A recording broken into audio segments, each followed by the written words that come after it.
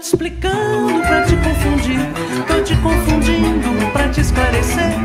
Tô iluminado pra poder cegar, tô ficando cego pra poder guiar. Eu tô te explicando pra te confundir, tô te confundindo pra te esclarecer. Tô iluminado pra poder cegar, tô ficando cego pra poder guiar. Olá pessoal, começamos mais um programa do Contra, hoje com um convidado muito especial, o professor Marcelo está gravando aqui com a gente, bem-vindo. Obrigado pelo convite mais uma vez, participando aqui da Do Vale TV, muita felicidade. Que bom, a gente também fica muito feliz porque a gente sempre aprende muito com você.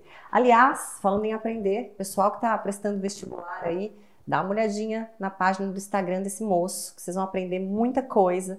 E fica por aqui com a gente, que aqui vai ter bastante conteúdo legal também. Nós vamos procurar abordar aqui 3 temas. Durante o programa, são 3 blocos. A gente vai falar sobre guerra da Ucrânia e Rússia. No segundo bloco, a gente vai falar sobre guerra de Israel e Palestina. E no terceiro bloco, claro, nós vamos trazer aqui para o nosso país falar da crise climática que está acontecendo, está devastando o nosso querido estado do Rio Grande do Sul. Junto com a gente estão Camila, professora de arte do Instituto Federal e integrante aqui do programa, Rafa Antunes, que vocês também já conhecem, professor de História, e Thierry, lindíssima, como sempre, hoje encantando a nossa mesa. Então, vamos começar um pouquinho da forma mais didática possível com o professor Marcelo.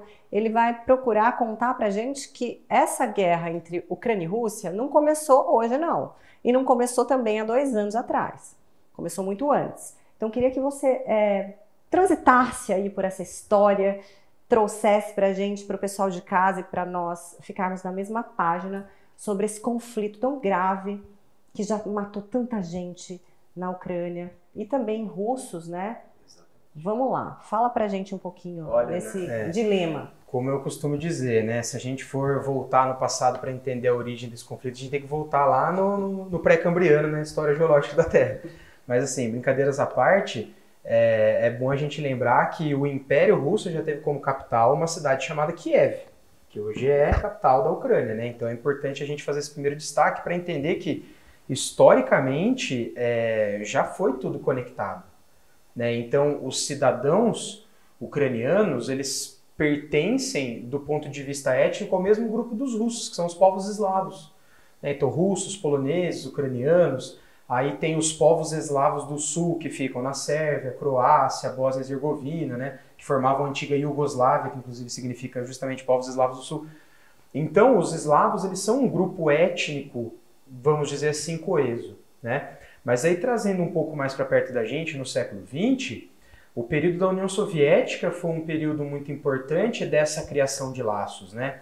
Já que dentro do período soviético, a Rússia enviava cidadãos russos para os países satélites ali da União Soviética, como por exemplo a Ucrânia, para essas pessoas trabalharem lá, enfim. Então a Rússia ela espalhou os seus cidadãos pelos demais países soviéticos, né? Então isso possibilitou que essas pessoas estivessem lá até hoje, né? Criando laços territoriais com a Ucrânia, mas tendo culturalmente uma base russa. E essa base cultural russa lá é que vai gerar os conflitos que a gente conhece hoje, certo? Então, se a gente pegar lá em 2014, exatamente 10 anos atrás, a Rússia invadiu a Crimeia, que é o extremo sul da Ucrânia. O que acontece lá na Crimeia? 55%, se não me falha a memória, da população da região é russófona, fala russo, tem tradições russas, e os outros 45% que são ucranianos, tártaros, outros povos ali da região. Então, isso demonstra esse espalhamento de russos. E aí, como houve em 2013 para 2014 o impeachment de um presidente na Ucrânia, isso gerou uma instabilidade política, uma instabilidade militar na Ucrânia, que foi o estopim, foi a desculpa que o governo russo encontrou para invadir a Crimeia para defender os cidadãos russos que estavam lá. E quando você fala defender, a gente sabe que histórico de grupos neonazistas que queriam uma limpeza étnica dentro da Ucrânia, atacavam os russos, matavam os russos, e esse argumento fortalece o governo russo para invadir a Ucrânia e causar todo esse problema que a gente está vendo acontecendo lá. Exatamente, né? Esses grupos neonazistas aí, o principal deles hoje é o batalhão de Azov, né? Que leva o nome do mar de Azov, que está ali dentro do Mar Negro, no sul da Ucrânia. Esse batalhão, ele é o que a gente chamaria no Brasil de uma milícia, né? Ele é um grupo paramilitar, no sentido técnico, conceitual da palavra, é um grupo paramilitar, uma milícia, é um exército privado armado. Então, só que esse exército privado, ele caminha em paralelo com o exército da Ucrânia, e é apoiado pelo governo ucraniano também. Uhum. E esse exército, o batalhão de Azov, carrega símbolos nazistas. E além disso, esse grupo persegue cidadãos de origem russa no leste da Ucrânia, que é a região do Donbás, né? O leste ucraniano lá, que é a bacia do Rio Don, que é justamente a área onde está a maior parte dessa população russa, e é justamente a área que a Rússia quer tomar para si nessa invasão que começou em 2022. Né? E esse argumento de defesa, que é mascarado por um interesse monetário, financeiro, de grana, né? Porque a gente sabe que na Rússia, ali ao norte, o mar congelado, ela não consegue transitar por ali, então ela quer a Crimeia exatamente por conta do Mar Negro, que ela consegue ter vazão ali dos teus produtos, enfim, para exportar e importar. Procede isso? Exatamente, ali é uma área de águas quentes, né, onde a Rússia já tem território ali, mas você tem uma expansão desse território, então que vai possibilitar você ter mais portos, para ter mais escoamento de mercadoria, por aquele território, né, por aquele espaço ali que vai passar depois pela Turquia, enfim, e vai servir de ponto de escoamento de mercadorias.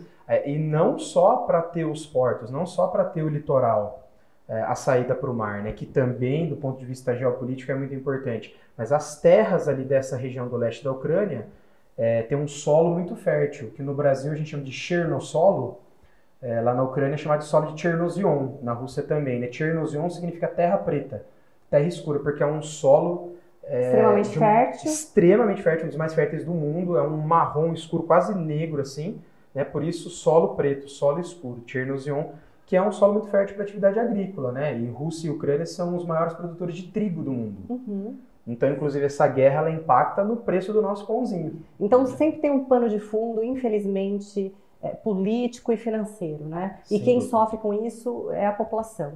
É sempre assim, né? Sim. Camila, me conta um pouquinho sobre essa discussão lá no Instituto. Você é professora de artes, mas é impossível falar de arte sem falar desses conflitos todos, sem falar da cultura, sem falar da tentativa de apagamento de uma cultura por outra, né? Como que ficam os alunos lá no Instituto transitando por esses assuntos tão delicados e vocês, professores, eu tenho certeza, sempre engajando esses alunos a ter um senso crítico, a conseguir discutir, a transitar por esses assuntos tão delicados? Na verdade, a gente não gosta da palavra polivalente em educação, mas é impossível você ser um bom professor. Dá para falar de sociedade do cansaço quando a gente fala de polivalente. Quem não assistiu, volta lá que tem esse trabalhando aí na polivalência.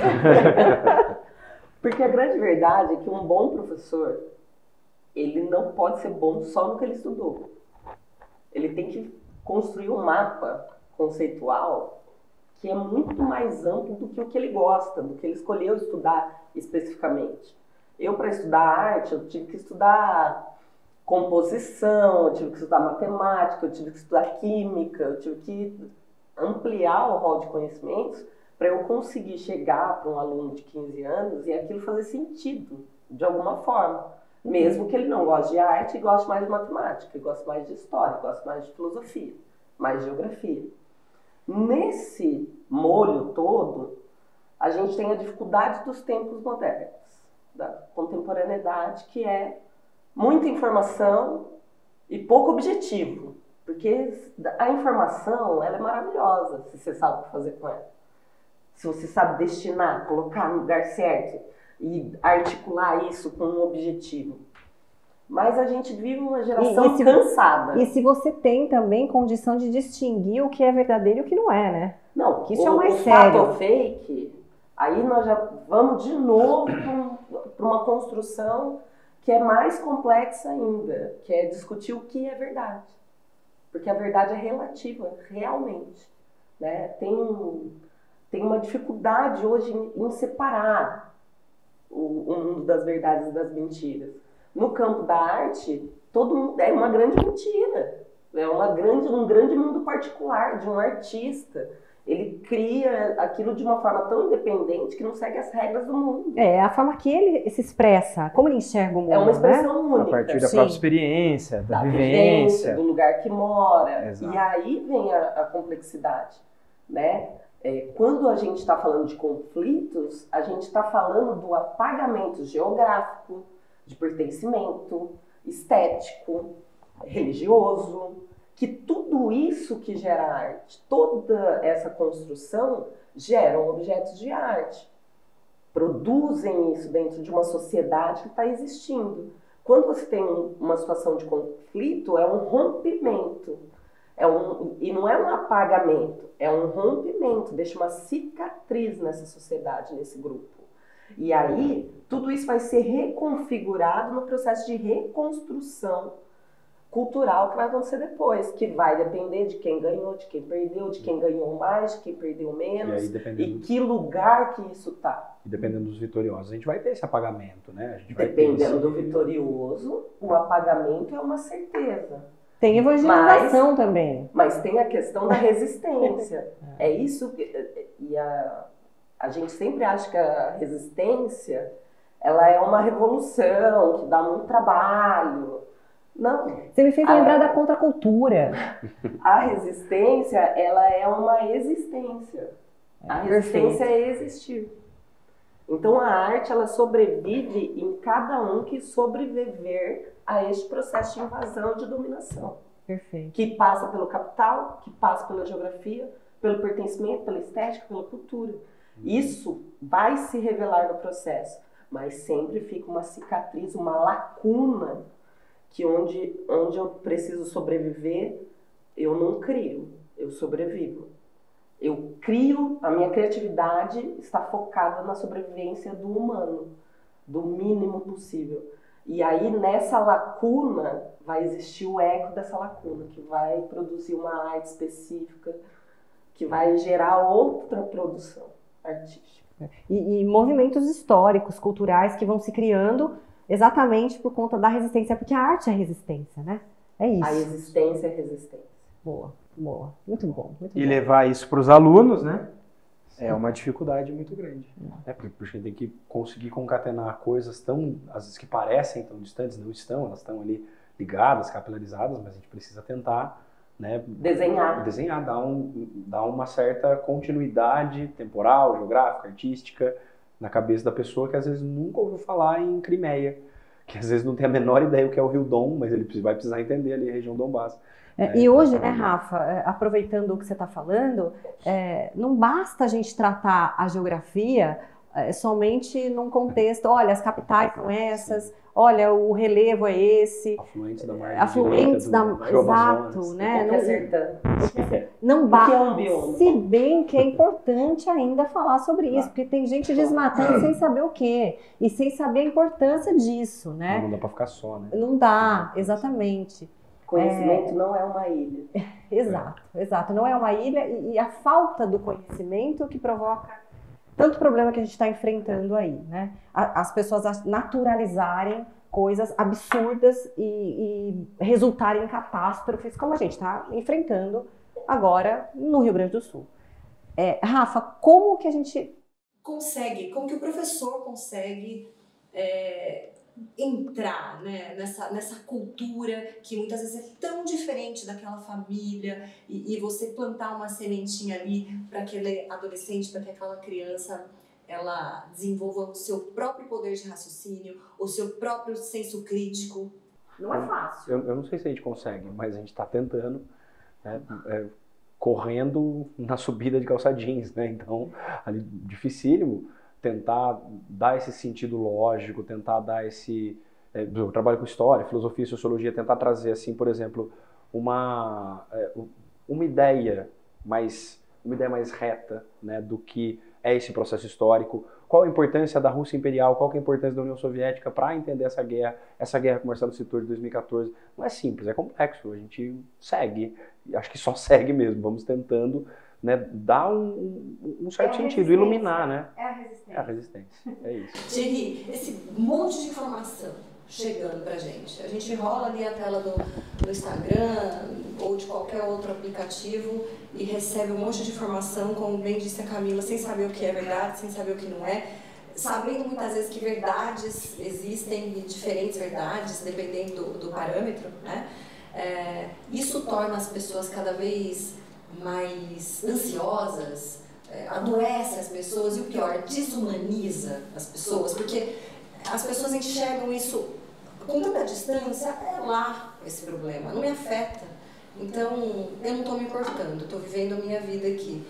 Você acha que nas redes sociais isso acontece e as redes sociais propiciam isso? Eu acho que sim, porque não tem uma informação tão rápida, tão correta.